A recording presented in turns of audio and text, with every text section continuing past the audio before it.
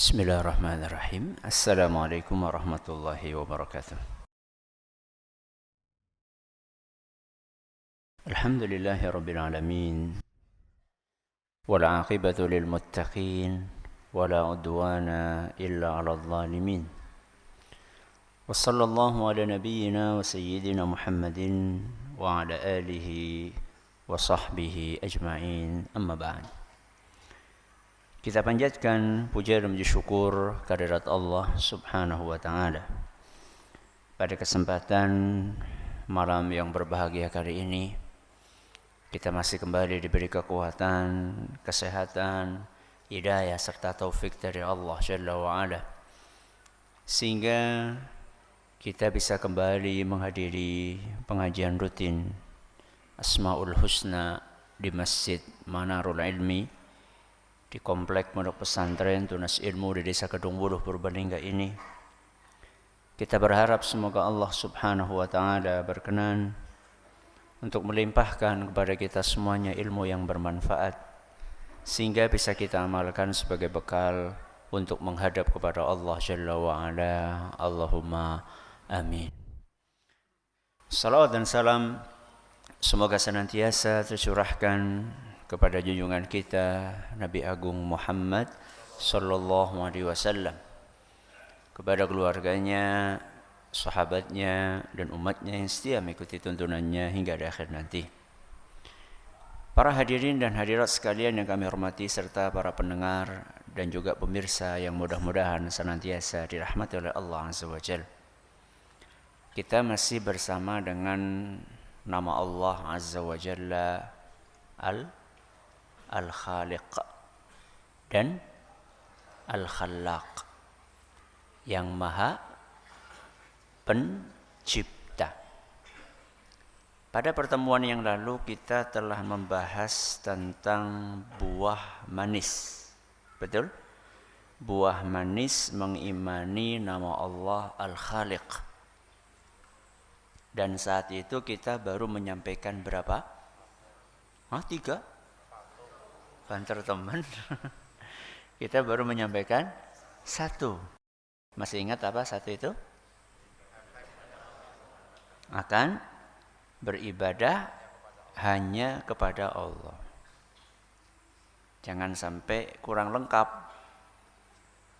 kurang tepat kalau panjenengan mengatakan beribadah kepada Allah, kurang tepat.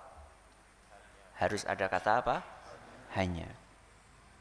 Ini yang membedakan antara ahli tauhid dengan yang bukan ahli tauhid. Kaum musyrikin itu menyembah Allah atau tidak? Menyembah Allah. Terus errornya di mana? Errornya itu mereka menyembah Allah dan menyembah yang lainnya. Itu namanya menyekutukan, menduakan. Ya. Kalau ahli tauhid, orang yang memurnikan ibadah itu menyembah napa tadi? Hanya kepada Allah, tidak kepada yang lain-lainnya. Ini adalah poin yang pertama.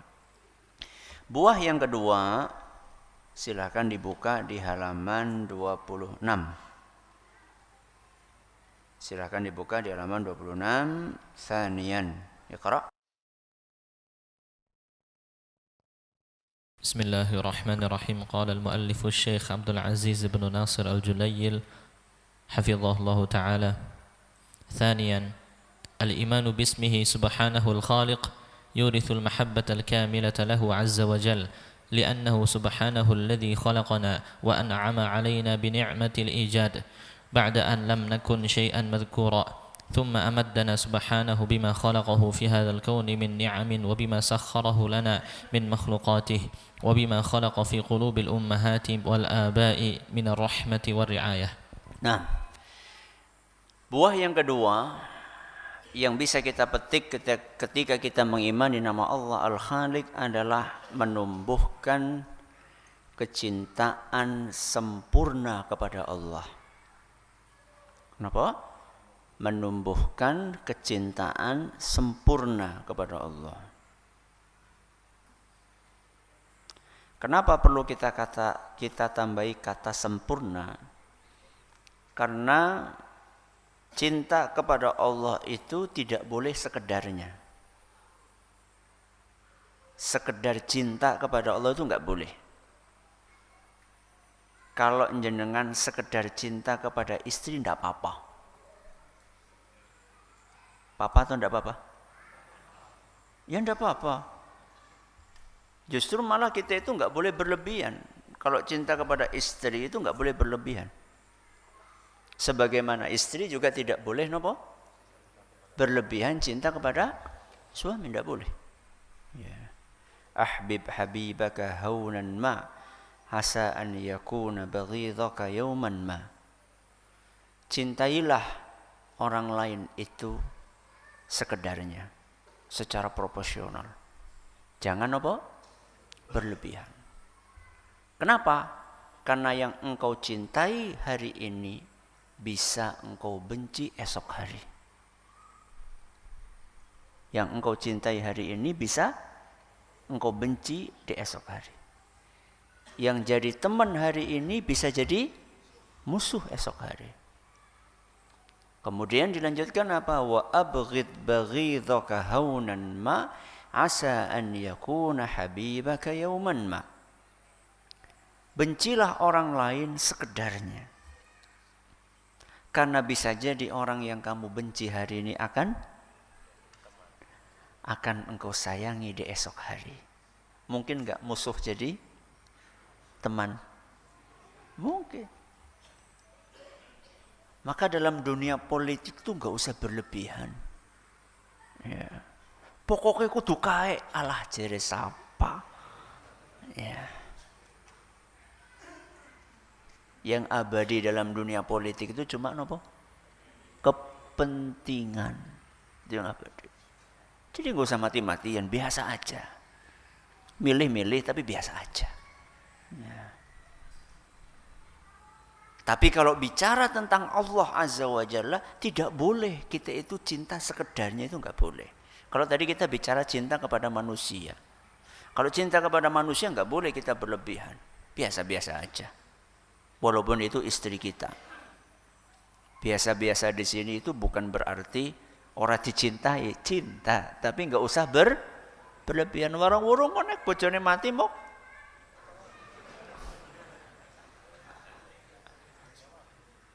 Masuk hidup mati. Jadi sabar.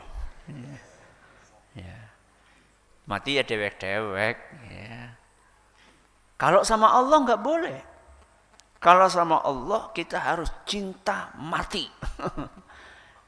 Cinta mutlak, cinta sempurna. Nah, untuk menumbuhkan kecintaan yang sempurna tadi, salah satu caranya adalah dengan mengimani nama Allah Al-Khaliq. Barangkali sampai saat ini cinta kita kepada Allah belum maksimal, belum sempurna. Masih ada cacatnya di sana, di sini, kekurangannya di sana, di sini. Maka tugas kita adalah bagaimana kita dongkrak kecintaan kita kepada Allah kepada puncaknya. Bagaimana kecintaan kita kepada Allah yang hari ini masih minimalis, bagaimana kita jadikan apa? Maksimalis. Ya, rumah jenengan minimalis tidak apa-apa. Tapi kalau kecintaan kepada Allah jangan apa? Minimalis, enggak boleh. Harus maksimalis, harus sempurna kecintaan kita kepada Allah. Nah, untuk menumbuhkan itu, untuk meningkatkan itu, bagaimana caranya? Salah satunya adalah dengan kita mengimani nama apa? Al-Khaliq, yang Maha Pencipta. Loh, saya tuh belum terlalu paham Ustaz, apa korelasinya, apa hubungannya ketika orang beriman meyakini nama Al-Khaliq terus jadi tambah cinta kepada Allah. Itu hubungannya gimana Ustaz? Korelasinya bagaimana? Mari kita lihat apa yang disampaikan oleh penulis di sini. Saya baca dulu. Thaniyan, buah yang kedua. Al-imanu bismihi subhanahu al-khaliq yurithul mahabbatal kamilata lahu azza wa jalla. Keimanan kita dengan nama Allah Al-Khaliq akan menumbuhkan, mewariskan kecintaan sempurna. Tadi sudah kita katakan sama Allah itu enggak boleh cinta apa? Sekedarnya, harus sempurna. Akan menumbuhkan kecintaan sempurna kepada Allah. Kenapa? Perhatikan baik-baik. Li'annahu subhanahu alladhi khalaqana wa an'ama 'alaina bi ni'matil ijadi ba'da an lam nakun syai'an madhkura. Karena Allah lah yang menciptakan kita, membuat kita ada setelah sebelumnya apa? Tidak ada. Apa ada kenikmatan yang lebih besar dibandingkan itu yang Allah berikan kepada kita? Saya kasih ilustrasi. Ketika istri jenengan mau melahirkan, kemudian secara medis harapan hidupnya anak jenengan dan istri jenengan tipis. Secara perhitungan apa? Medis. Karena masalah ini, masalah itu. Akhirnya dokter menyampaikan, dokter bedahnya, dokter kandungannya, dokter anestesinya. Jadi kalau orang mau melahirkan sesar itu kan dokternya banyak. Bukan cuma dokter apa?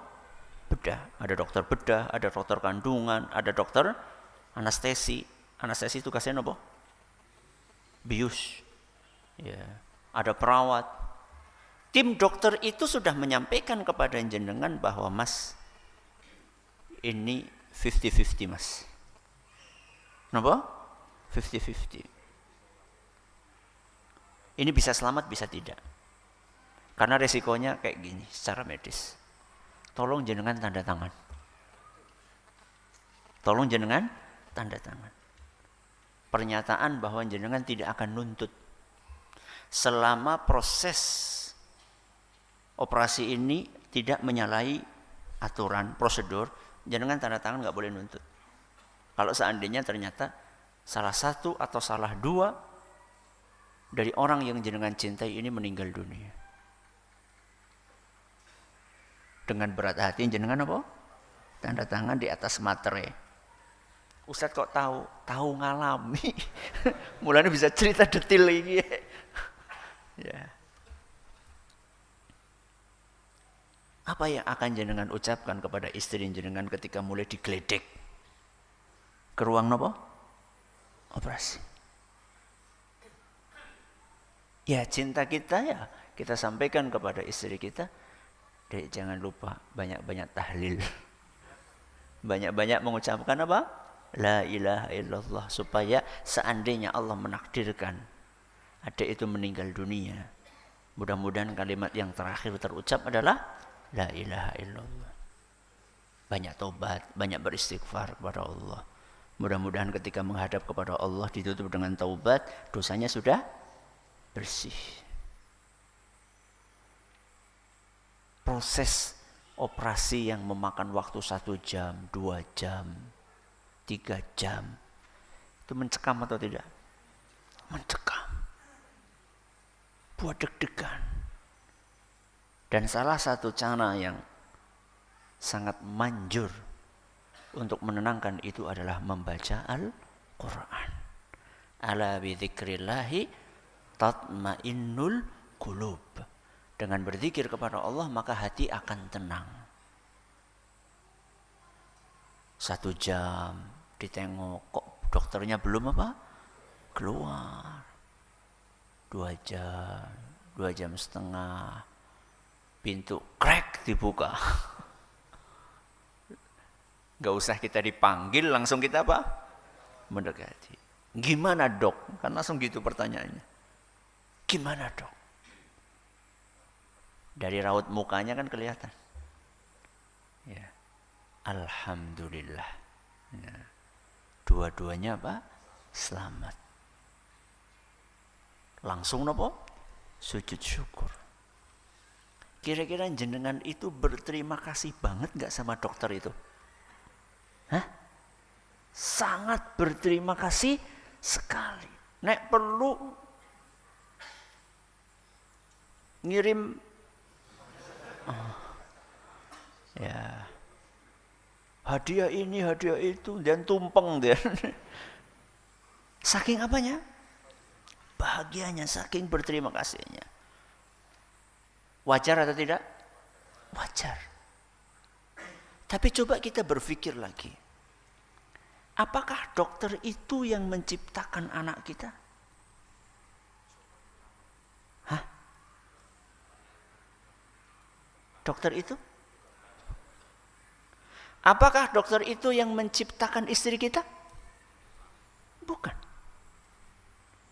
Dokter itu cuma berikhtiar membantu supaya makhluk yang sudah ada ini.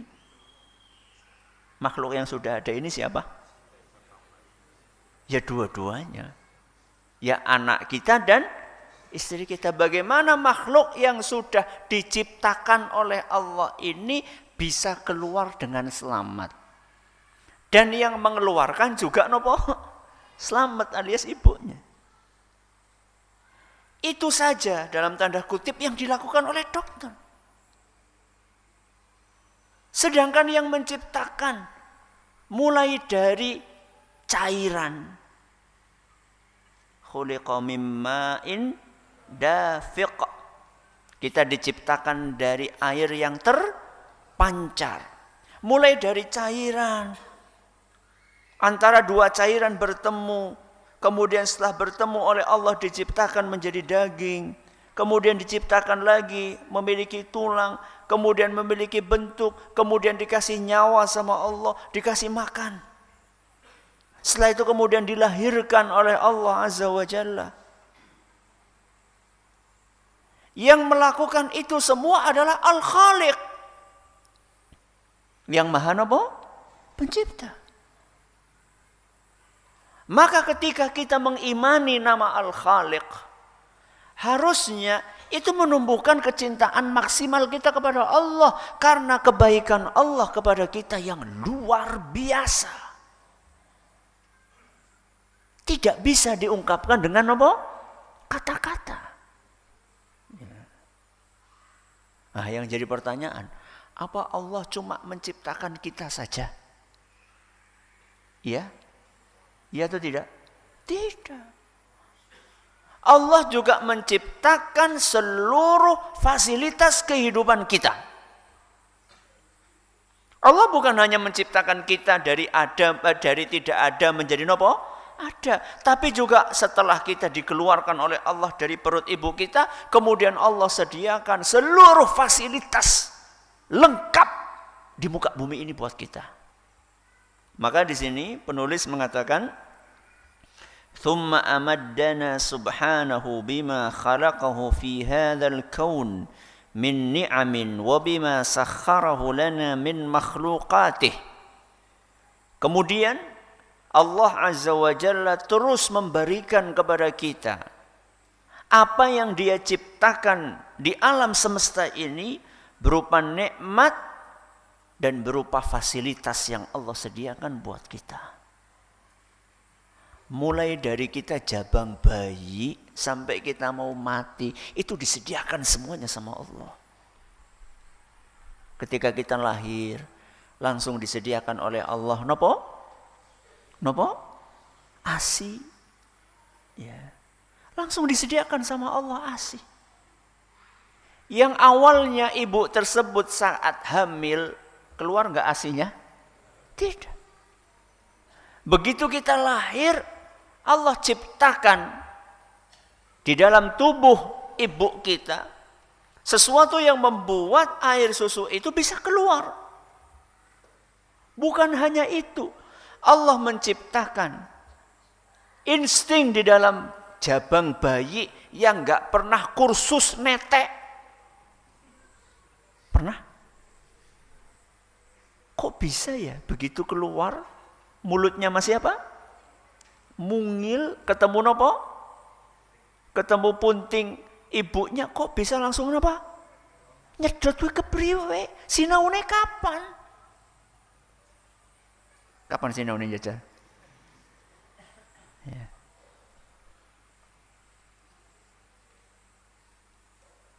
Setelah itu kemudian Allah ciptakan ada pisang, buah yang macam-macam di muka bumi ini sesuai dengan keinginan kita. Dan subhanallah, pisang itu adalah buah yang tidak kenal apa? Musim. Coba jangan bayangkan seandainya pisang itu bermusim. Begitu anak kita mulai bisa makan, anaknya salak. Jangan bayangkan gimana coba.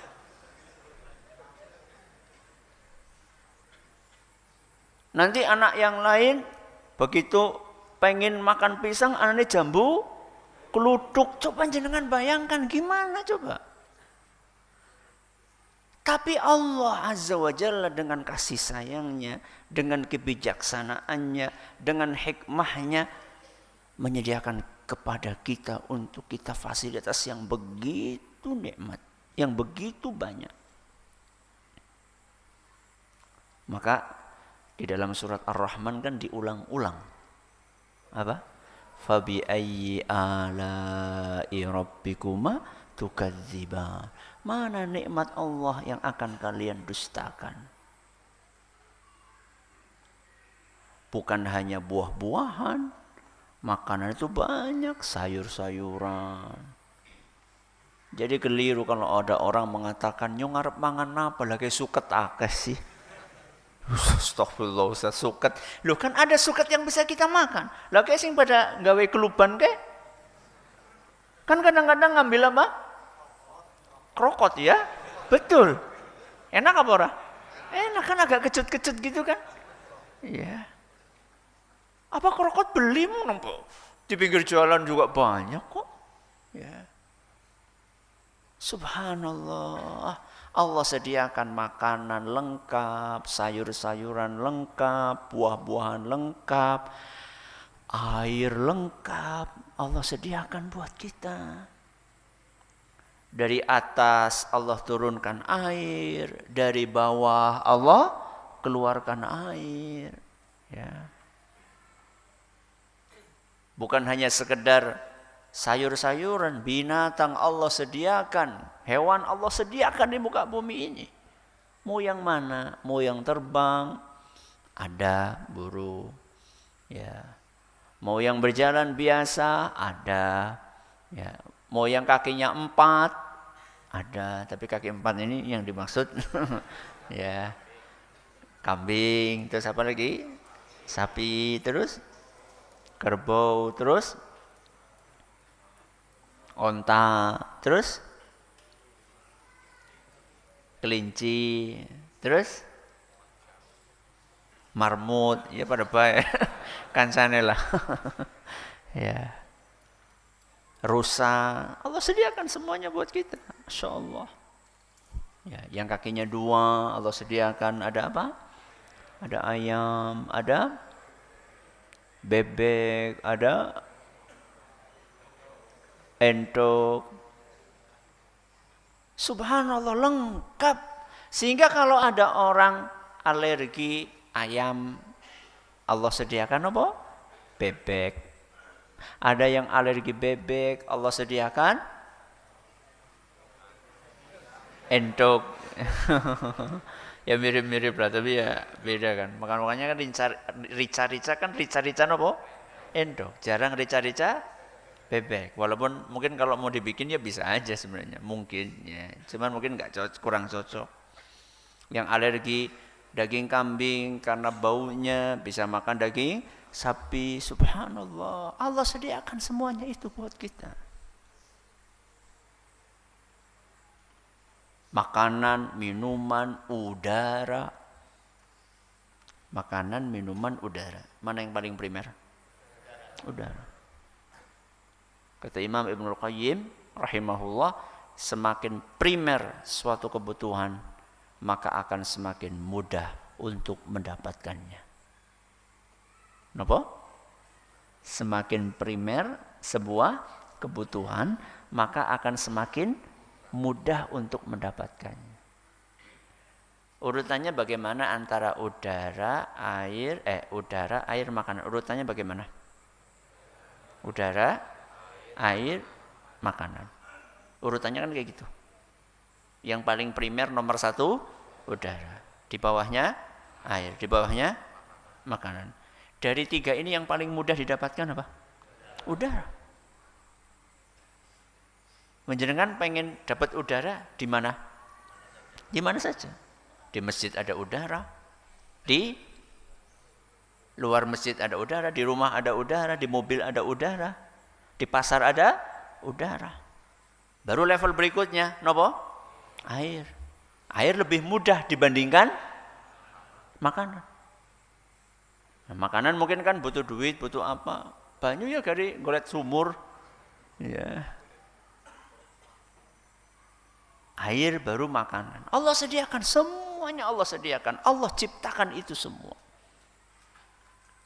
Tayyib. Makanya wajar seandainya ketika kita merenungi nama Allah Al-Khaliq, maka akan tumbuh apa tadi? Rasa cinta yang sempurna kepada Allah. Wa bima khalaqa fi qulubil ummahati wal aba'i minar rahmati war ri'ayah. Allah Azza wa Jalla juga menciptakan kasih sayang di dalam diri orang tua kepada anaknya. Allah ciptakan apa? Kasih sayang. Saya tanya sama jenengan. Bayi itu merepotkan ibunya enggak? Merepotkan enggak? Merepotkan, sangat merepotkan.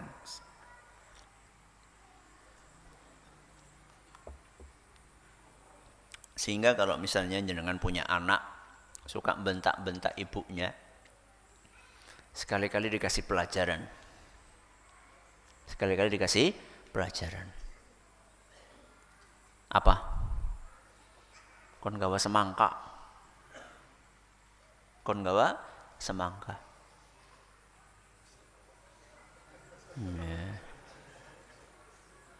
Ya kalau memang susah diikat ke mana perut ya suruh bawa tas ransel diisi semangka. Suruh bawa nggak usah lama-lama, 24 jam aja.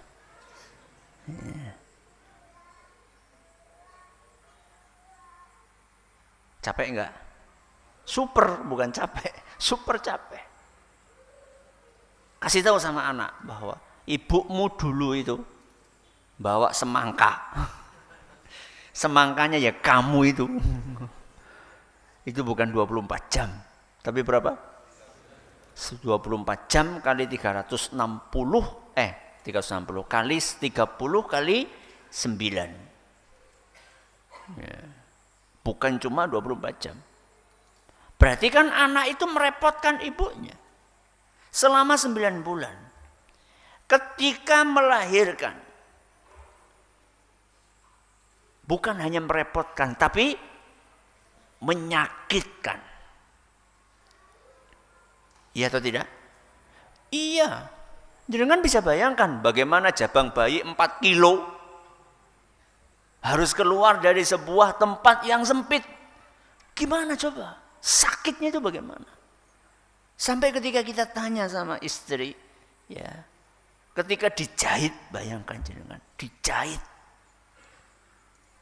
Itu sampai nggak kerasa. Karena apanya? Karena saking sakitnya proses sebelumnya. Sampai jahitan itu udah nggak kerasa. Dan nggak boleh dibius total. Bahaya dibius total. Orang bisa ngeden. Jangan gimana bayangkan orang dioperasi nggak dibius. Sakitnya bagaimana? 9 bulan beliau kecapean. Begitu melahirkan antara hidup dan mati, sakitnya luar biasa. Tapi begitu jabang bayi itu lahir mak ceprot, Dikasihkan kepada ibunya, diapakan sama ibunya? Diapakan? Dipeluk. Padahal ini yang tadi bikin apa? Kesakitan.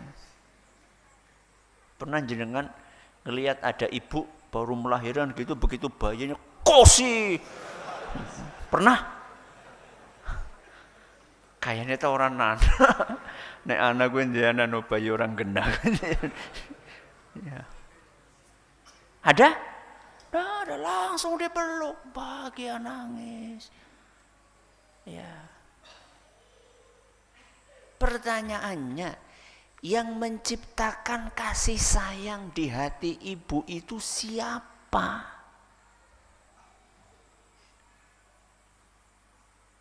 Yang menumbuhkan kasih sayang di hati ibu kepada sosok jabang bayi yang sudah merepotkan dia selama 9 bulan. Kemudian menjadikan dia antara hidup dan mati. Membuat dia kesakitan. Yang membuat menciptakan rasa sayang di dalam hati ibu itu kepada anak yang sudah merepotkan dan menyakitkan dia, hampir menghilangkan nyawa dia. Itu siapa kalau bukan Allah Azza wa Jalla?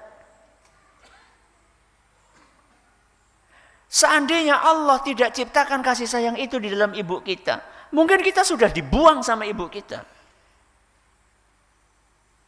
Dan kalau kita nggak baca berita nyata, ibu tega apa? Membuang anaknya, mungkin kita nggak akan percaya. Karena kita baca berita, akhirnya kita percaya. Kalau seandainya tidak ada berita nyata seperti itu, kita nggak percaya kok ada ibu tega apa? Membuang bayi. Ya. Tapi adanya ibu yang membuang bayinya itu kan tidak sebanding dengan jumlahnya, tidak sebanding dengan ibu-ibu yang sayang kepada anaknya. Kira-kira berapa persen? Apa anak sabun dina nemu bayi apa? Dibuang kan enggak, paling sekian bulan baru ada. Berarti kan rata-rata ibu-ibu itu sayang. Bahkan bukan cuma sayang kepada anak pertama.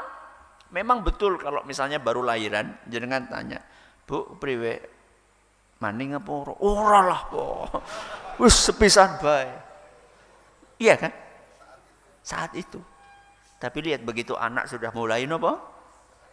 2 tahun. Pak, kapan maning? Ya. Yang menciptakan kasih sayang, kerinduan, kangen, pengen punya anak lagi. Itu siapa? Kalau bukan Allah Azza wa Jalla. Bapak, coba jenengan tanya, bapak yang kerja siang malam, banting, tulang peras keringat. Jungkir balik, coba tanya kepada bapak itu. Pak, kok bisa-bisa? Iya, demi anak-anak. Ya. Siapa yang menumbuhkan, menciptakan kasih sayang dalam diri hati bapak kepada anaknya sehingga dia mau berkorban siang malam, nguli, ada yang narik becak, ya. Ada yang mau dimarah-marahi sama siapa? Sama bosnya, dibentak-bentak sama bosnya. Dia tahan-tahan demi untuk mendapatkan sekian duit untuk membiayai anaknya. Siapa yang menumbuhkan kasih sayang di dalam hati seorang ayah kalau bukan Allah Azza wa Jalla? Sehingga wajar seandainya buah yang kedua ketika orang mengimani nama Al-Khaliq itu akan menumbuhkan apa tadi? Kecintaan sempurna kepada Allah Azza wa Jalla. Baik, yang ketiga. Thalithan, Iqra.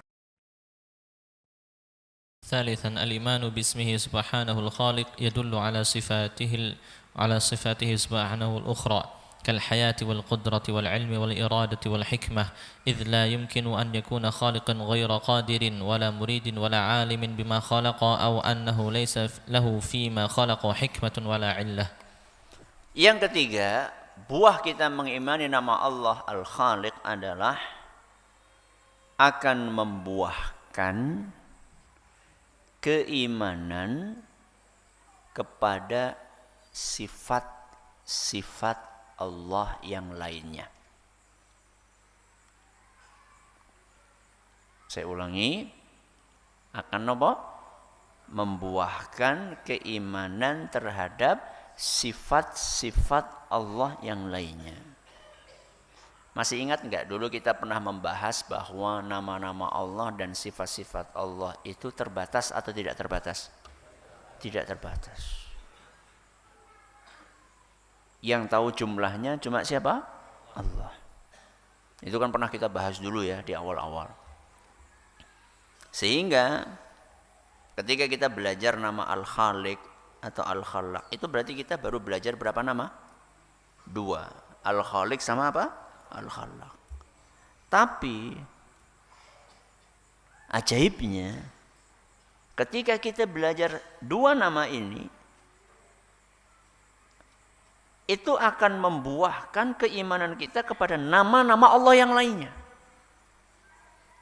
Otomatis ketika kita meyakini Allah Al-Khaliq, akan tumbuh keyakinan di dalam hati kita tentang keimanan terhadap nama-nama dan sifat-sifat Allah yang lainnya. Kok bisa? Mari kita dengerin.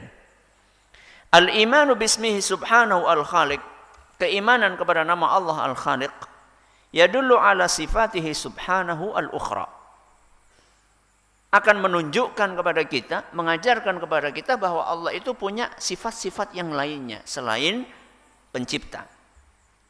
Kal hayati, seperti sifat hidup. Napa? Sifat hidup. Wal qudrati, sifat kemampuan. Wal ilmi, sifat ilmu. Wal iradati, sifat keinginan. Wal hikmati, sifat kebijaksanaan. Kok bisa Ustaz?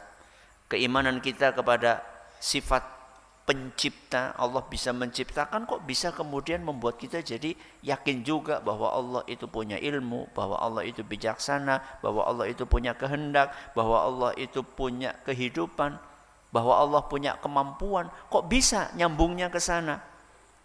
Dilanjutkan di sini, idla yumkinu an yakuna khaliqan ghaira qadirin, karena tidak mungkin pencipta tidak punya kemampuan. Mungkin atau tidak? Tidak mungkin. Masa pencipta tidak punya nopo? Kemampuan. Wala muridin, tidak mungkin pencipta tidak punya keinginan.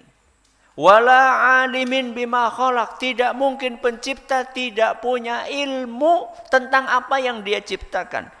Au annahu laisa fima khalaqa hikmah wala illah, dan tidak mungkin pencipta itu tidak bijaksana. Itu tidak mungkin. Sekarang saya kasih contoh. Allah Subhanahu wa taala menciptakan kehidupan. Betul? Siapa yang menciptakan? Allah. Mungkin enggak Allah enggak hidup? Enggak mungkin lah.